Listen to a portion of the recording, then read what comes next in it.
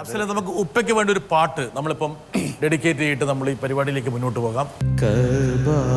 മന്ദിര വാതിൽ കലണയും ദുൽഹജ്ജ് മാസമേ വന്നാലും തൗബയിൽ മുങ്ങിയ കൽബുകളഖിലം സംസമിൽ കഴുകിത്തുടച്ചാലും സംസമിൽ കഴുകി തുടച്ചാലും. ഒരാളും കൂടെ വരാനുണ്ട്, വരട്ടെ. ഒരു ജ്യേഷ്ഠ സഹോദരൻ എന്നതിനേക്കാൾ ഉപരി ഒരു ഗായകൻ എന്ന നിലയിൽ എൻ്റെ സാന്നിധ്യം ഒരു ഗായകൻ എന്ന നിലയിൽ അഫ്സലിനെ എത്രത്തോളം സ്വാധീനിച്ചിട്ടുണ്ട് എന്ന് എനിക്ക് കേൾക്കാൻ ഒരാഗ്രഹമുണ്ട്. ഇതും അഫ്സലിൻ്റെ ജ്യേഷ്ഠാണല്ലേ? കുടുംബത്തോടൊപ്പം എന്തെങ്കിലും മൃതസഞ്ജീവനി കഴിച്ചിട്ടുണ്ടോ? അതായത് എല്ലാവരും ചെറുപ്പമായിട്ടിരിക്കുന്നത് DNA-ലുള്ളതാണല്ലേ? ശരിക്കും അൻസാർ എന്നുള്ള ബ്രദറാണത്. എൻ്റെ നേരെ മൂത്ത ആളാണ്, 9ാമത്തെ ആളാണ്. പൊതുവെ ഞങ്ങളെ രണ്ടുപേരും കണ്ടു കഴിഞ്ഞാൽ അദ്ദേഹം എൻ്റെ ഇളയതാണെന്നാണ് എല്ലാവരും പറയാറ്. അനിയൻ എന്നാണ് എപ്പോഴും പറയാറ്. ഞാനത് തിരുത്താനും പോകാറില്ല പലപ്പോഴും. അതെ, അദ്ദേഹം ശരിക്കും പറഞ്ഞു കഴിഞ്ഞാൽ ഞങ്ങളുടെ ബ്രദേഴ്സിലെ ഏറ്റവും നല്ല സിംഗർ അൻസാറാണ്. ശരിക്കും പറഞ്ഞാൽ ബ്രേക്ക് കിട്ടിയില്ല. ബ്രേക്ക് കിട്ടിയില്ല എന്ന് വെച്ച് കഴിഞ്ഞാൽ അദ്ദേഹം 96-ലാണ് ആദ്യത്തെ റിയാലിറ്റി ഷോ ദൂരദർശൻ ചെയ്തത്. അതിൽ ഗോൾഡ് മെഡൽ ഫസ്റ്റ് കിട്ടിയ ആളാണ് അദ്ദേഹം, അൻസാർ. പിന്നെ എന്തുകൊണ്ട് അൻസാർ അഫ്സൽ ആയില്ല? അത് മുകളിലുള്ള ആളോട് എഴുതി വെച്ചിട്ടുണ്ട്. അത് വളരെ പ്രധാനപ്പെട്ട എന്താ കാരണം വെച്ചാൽ 1999 റിയാലിറ്റി ഷോയിൽ 1ാം സ്ഥാനം കിട്ടിയ അൻസാർ പിന്നീട് സംഗീത ലോകത്ത് ശ്രദ്ധിക്കപ്പെടാതെ പോയി. പക്ഷേ അഫ്സൽ സംഗീത ലോകത്ത് തിമിർത്താടി. ഇന്ന് ഒരുപാട് ഹിറ്റുകൾ പ്രദാനം ചെയ്യുന്നൊരു ഗായകനായിട്ട്, എന്നാൽ വളരെ വിനീതനായിട്ട് അഫ്സൽ ഇങ്ങനെ ഇരിക്കുകയാണ്.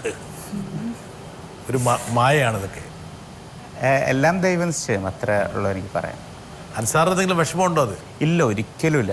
അതല്ല, അൻസാറിനും ശ്രദ്ധിക്കപ്പെടുന്ന രീതിയിലൊരു ഗായകനാകാൻ കഴിയാത്തതിൻ്റെ?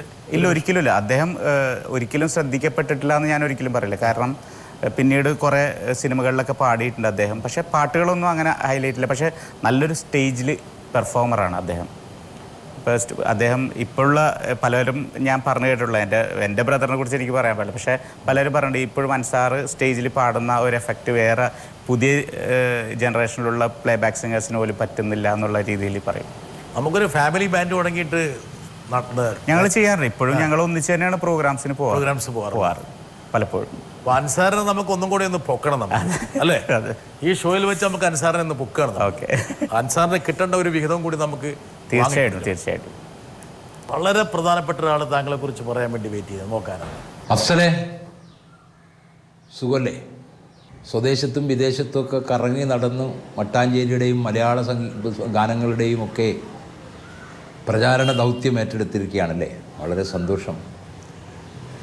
മട്ടാഞ്ചേരിയെക്കുറിച്ച് സംസാരിക്കുമ്പോൾ ഞാൻ പതിവായി പറയുന്നൊരു വാക്യം, ദാസേട്ടൻ മുതൽ അഫ്സൽ വരെ. അതിൽ മെഹബൂബായി, മഹാനായ സംഗീത സംവിധായകൻ അർജുനൻ മാസ്റ്റർ, തൊട്ടിങ്ങാട് പ്രകാശ് ബാബു, ബാലകൃഷ്ണ കമ്മത്ത് മൃദംഗം, ഇവരൊക്കെ മട്ടാഞ്ചേരിയുടെ സന്തതികളും സൃഷ്ടികളുമാണ്. പക്ഷെ അഫ്സലിൻ്റെ ബാപ്പ ഇസ്മായിലിക്ക എനിക്ക് അടുത്ത് ബന്ധമുണ്ടായിരുന്നൊരു മനുഷ്യനാണ്. അദ്ദേഹത്തിൻ്റെ കലയെ നേരിട്ട് ആസ്വദിക്കാൻ കഴിഞ്ഞൊരു വ്യക്തിയാണ് ഞാൻ. പക്ഷെ അദ്ദേഹത്തിൻ്റെ കല മട്ടാഞ്ചേരിയിൽ മാത്രം ചില കേന്ദ്രങ്ങളിൽ ഒതുങ്ങി നിന്നു.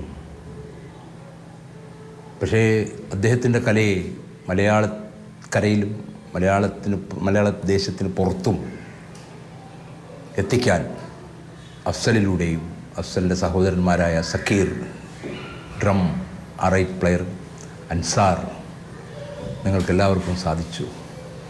ഇത്രയും ഉലകം ചുറ്റി സംഗീതം കൈകാര്യം ചെയ്യുന്ന അഫ്സലിനോട് ഒരൊറ്റ ചോദ്യം, സംഗീതം അറിയുന്നുണ്ടോ? സംഗീതം അറിയാൻ ശ്രമിക്കുന്നുണ്ടോ? മുംബൈ ചോദിച്ചു കഴിഞ്ഞു. അഫ്സലൊന്ന് പകച്ച മുംബൈയുടെ മുമ്പിൽ. ശരിക്കും പറഞ്ഞു കഴിഞ്ഞാൽ ഒരു ഗുരുതുല്യനാണ് എനിക്ക് മുംബൈക്ക്. ശരിക്കും പറഞ്ഞാൽ മുംബൈക്ക് എപ്പോഴും കാണുമ്പോൾ ചോദിക്കുന്നൊരു ചോദ്യം, പഠിക്കണം, സംഗീതം പഠിക്കണം.